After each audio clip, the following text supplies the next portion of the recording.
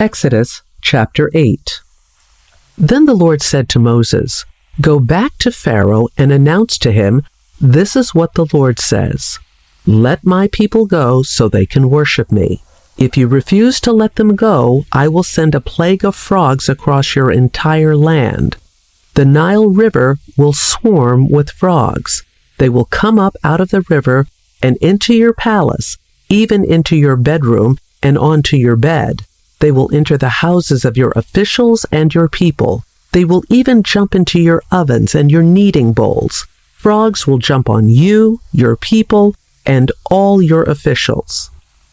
Then the Lord said to Moses, "Tell Aaron, raise the staff in your hand over all the rivers, canals, and ponds of Egypt, and bring up frogs over all the land." So Aaron raised his hand over the waters of Egypt, and frogs came up and covered the whole land.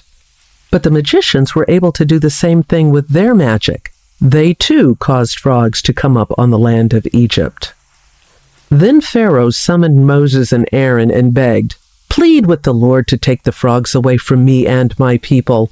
I will let your people go so they can offer sacrifices to the Lord." "You set the time," Moses replied. "Tell me when you want me to pray for you, your officials, and your people. Then you and your houses will be rid of the frogs. They will remain only in the Nile River." "Do it tomorrow," Pharaoh said. "All right," Moses replied. "It will be as you have said. Then you will know that there is no one like the Lord our God. The frogs will leave you and your houses, your officials, and your people. They will remain only in the Nile River." So Moses and Aaron left Pharaoh's palace, and Moses cried out to the Lord about the frogs he had inflicted on Pharaoh. And the Lord did just what Moses had predicted. The frogs in the houses, the courtyards, and the fields all died. The Egyptians piled them into great heaps, and a terrible stench filled the land. But when Pharaoh saw that relief had come, he became stubborn. He refused to listen to Moses and Aaron, just as the Lord had predicted. So the Lord said to Moses, "Tell Aaron, raise your staff and strike the ground. The dust will turn into swarms of gnats throughout the land of Egypt." So Moses and Aaron did just as the Lord had commanded them. When Aaron raised his hand and struck the ground with his staff, gnats infested the entire land, covering the Egyptians and their animals. All the dust in the land of Egypt turned into gnats. Pharaoh's magicians tried to do the same thing with their secret arts, but this time they failed, and the gnats covered everyone, people and animals alike.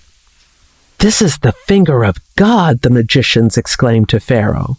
But Pharaoh's heart remained hard. He wouldn't listen to them, just as the Lord had predicted.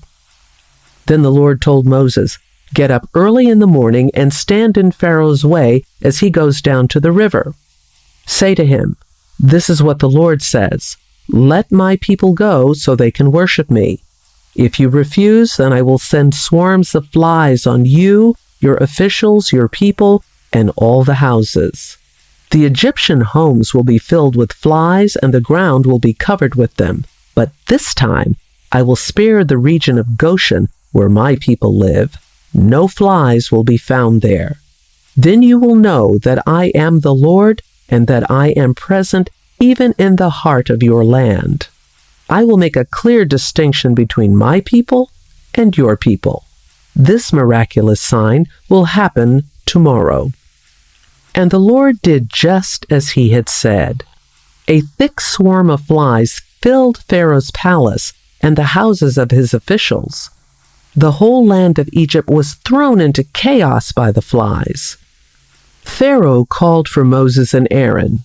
"All right, go ahead and offer sacrifices to your God," he said, "but do it here in this land." But Moses replied, "That wouldn't be right. The Egyptians detest the sacrifices that we offer to the Lord our God. Look, if we offer our sacrifices here where the Egyptians can see us, they will stone us. We must take a 3-day trip into the wilderness to offer sacrifices to the Lord our God, just as he has commanded us." "All right, go ahead," Pharaoh replied. "I will let you go into the wilderness to offer sacrifices to the Lord your God, but don't go too far away. Now hurry and pray for me."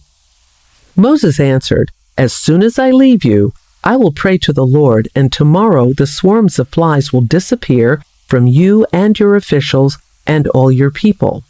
But I am warning you, Pharaoh, don't lie to us again and refuse to let the people go to sacrifice to the Lord." So Moses left Pharaoh's palace and pleaded with the Lord to remove all the flies. And the Lord did as Moses asked, and caused the swarms of flies to disappear from Pharaoh, his officials, and his people. Not a single fly remained. But Pharaoh again became stubborn and refused to let the people go.